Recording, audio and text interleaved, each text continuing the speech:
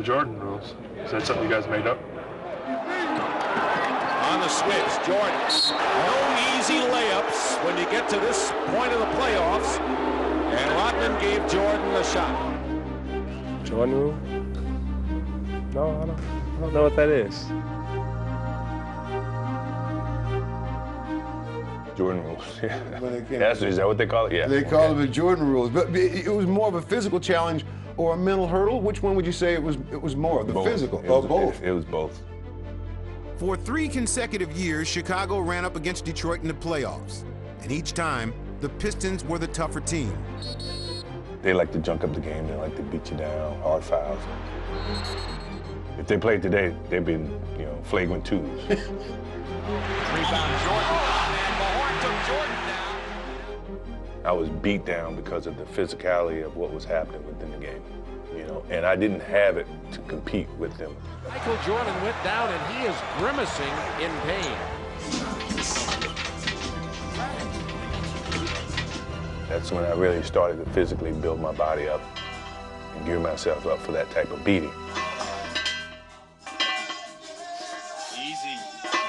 From that year on, I got stronger because that became as important as anything else.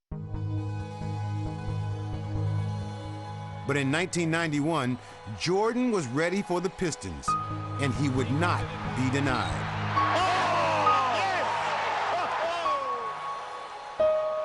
It was a sweep, but the games themselves aren't as memorable as the way the series ended. The Chicago Bulls are headed to the NBA Finals. As time runs down, Pistons wasting no time in getting out of here. They left the bench, although there's 7 and 9/10 seconds remaining. The Pistons just left. When you guys got past the Pistons, and they had an early exit from Game 4, did you take that personally? No.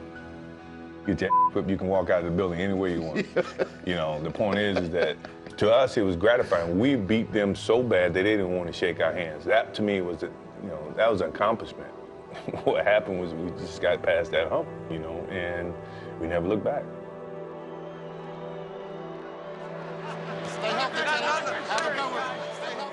For the Chicago Bulls, this is their first ever appearance in the finals. For the Los Angeles Lakers, it is their 9th trip to the championship round in the last 12 years. This is all I've been working up for, is an opportunity to play against what everybody considered to be the best. It was Magic Johnson. His team, the mighty, mighty Lakers at the time, were one of the powerhouses in the 80s. And now we're starting in the 90s. So if you're going to make a statement, you make a statement against the best. That statement came in Game 2. Oh, a spectacular move by Michael Jordan. He goes wherever he wants to on the basketball floor. That's how good he is. It became known fittingly as the move, but MJ remembers it for a different reason. When I did that, Byron Scott said we were showboating at the end of the game. That, we were winning and then, we showboating, and I never looked at it that way, but he did, and we never thought we could lose after that. And the Chicago Bulls have won their first ever NBA championship. When you finally won the championship, the emotional images of you cradling the trophy while sitting with your dad were just an unforgettable image. Can you describe or talk about what you were feeling at that particular time? Yeah, it's hard to describe, even though, you have so much time, like 20-some years to reflect on it. And the thing is that it was like everything that I worked for has got me to this point. My father understood that. He's seen the pain, he's seen the levels of effort that we put into this. And now we're at the top. We're at the top in the NBA.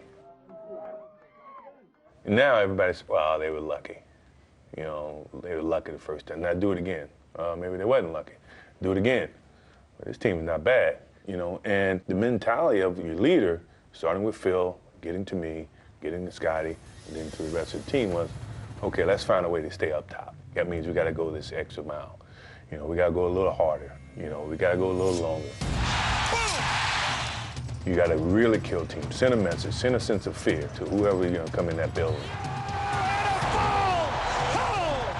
We don't mess around. When you come in, you're 10 points down. Jordan. Oh, yeah. Where did he go?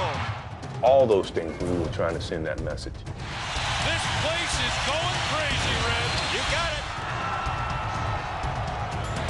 Jordan for three.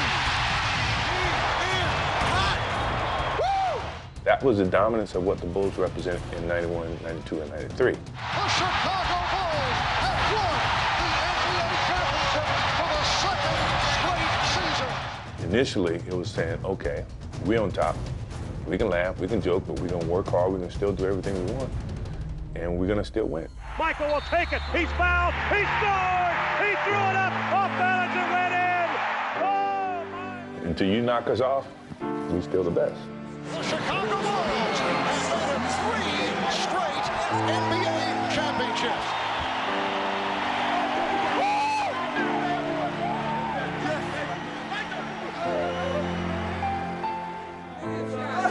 Get it, man. Get it. Yeah. That's what brings me into this world.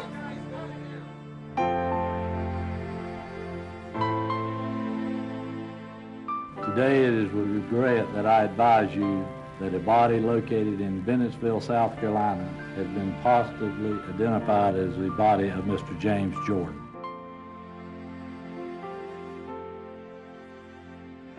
The murder of his father was devastating, and it came at a time when Michael's career was at a crossroads.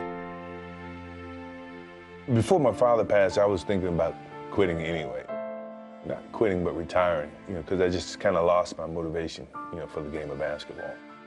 When you get to the top of the hill, you always seem to find some motivation to keep you at that. Right. I lost all that. The purity of what the game represented, I lost. I always said that if I lose that, then it's time for me to walk away from the game.